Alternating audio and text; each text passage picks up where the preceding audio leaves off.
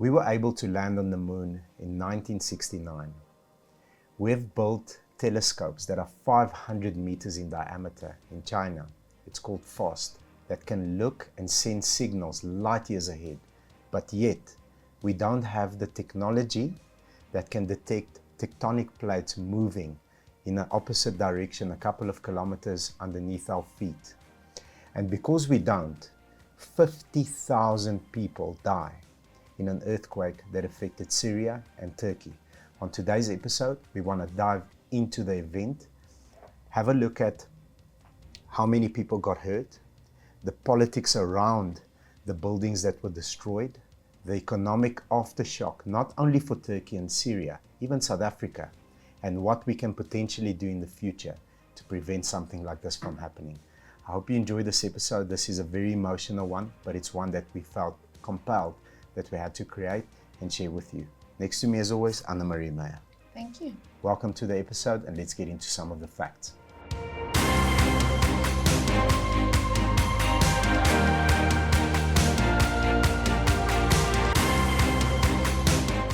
So the initial earthquake that hit was at a 7.8 on the Richter scale. And ever since that, there's been over 100 aftershocks, with the highest recording at 7.5, which is as bad as the first one. Yeah. So a couple of questions. You know, we are not able to detect something like this before it happens. That's a mystery to me. I mean, you know, in the intro we said that we can see light years into space and send signals and send men on the moon and create cars that can drive 400 kilometers an hour, but we can't predict, you know, a continent shifting underneath our feet.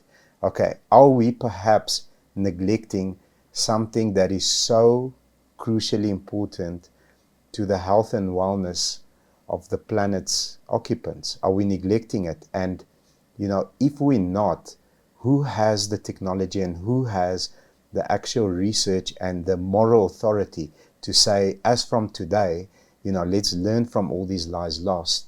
We're going to invest into infrastructure and into technology that if something were to happen in Pretoria, we're a Pretoria-based company and family, if something were to happen here, even if I've got an hour worth of warning, you know, at least, even if I've got 20 minutes worth of warning, at least I can get out of a building and run onto an empty field. My chances of survival there increase drastically than be inside a building and, you know, the building collapses on top of everybody. Over 6,000 buildings have collapsed.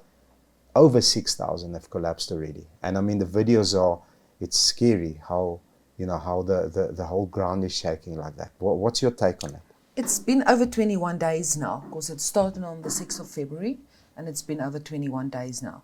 Because on the 27th, again, there was only something like 5.6, if I remember correctly. But yet again, no warning. But no warning, again 29 buildings, again alive, again injured people. And I think we're just so blessed in South Africa, because we're not prone to earthquakes and tsunamis. And this is very frightening, because if they can't see it, can you imagine what's going to happen to us? Even if we've got only 1 hour warning, we don't have the infrastructure. Those countries have a bit of an infrastructure, but still yet they don't get warned about it. And this one is still a mystery, I think, to all, due to the simple fact that there's so many questions. And if you go onto the World Wide Web, the things you pick up is hair-raising. Yeah. It leaves you cold. Yeah, I think before we put the tinfoil hats on and get into conspiracy theories, I think, you know, for me, the big thing is Turkey and Syria are not in the best political and economical space as it is already. Something like this puts them back decades in terms of progress. Syria, the area that was affected, is already a war-ridden area, and most of the people that stay in that area are refugees already. So something like this, you know, it goes from bad to worse. And, you know, I feel for the people, for the human beings. How do you stand up from that? Yeah. And I know you mentioned earlier, people are resilient. We do stand up. But how do you get out of this? Everything, you know, revolves around some sort of a system where there's politics, we had an expert in our studio yesterday, and he said the systems that normally drive, everything is politics, education, and financial. True. So when it comes to politics, who knows what is being said behind closed doors? We don't have control over that. What sort of treaties and arrangements are being made. I know for a fact that financial aid will go to those countries and they will rebuild again, because that's how humanity works. People will come to the aid. When it comes to education, I think, are we missing a point where we are spending funds to research, stuff that is not going to fix problems now in the next 10, 20, 50 years?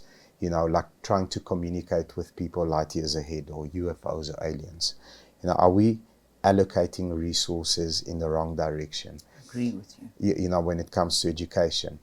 And when it comes to the financial system, what is the best case scenario when it comes to finance? Is it prevention? Is it a cure? How can we cure this? Can we drill down and prevent this from happening? Those are the questions that pop into mind, because The prevention. even one life lost is one too many. You're talking about somebody's brother, sister, somebody's parent, somebody's grandparent. And passing away in a violent way like this is, nobody should go through that. So that's my take on this. Are we spending time and resource correctly as a world authority, or can we allocate resources towards prevention, or at least a fair enough warning when it comes to earthquakes? No, I definitely agree with you. I think it's a good statement to make, but we need to spend more resources to preventing this. Yeah. I doubt if we can do anything now or in the next week, but I just think this is something that we need to ask the question about. Will we do something about it in the future? How are we going to prevent this kind of thing to happen? And is there maybe more behind this than what we know? Yeah. I think if you guys enjoyed this episode, and if you've got an opinion, please leave us a comment. Also hit the like button, and Please subscribe to our channel and ring the bell. thank you. Take care and have a good day. Bye-bye.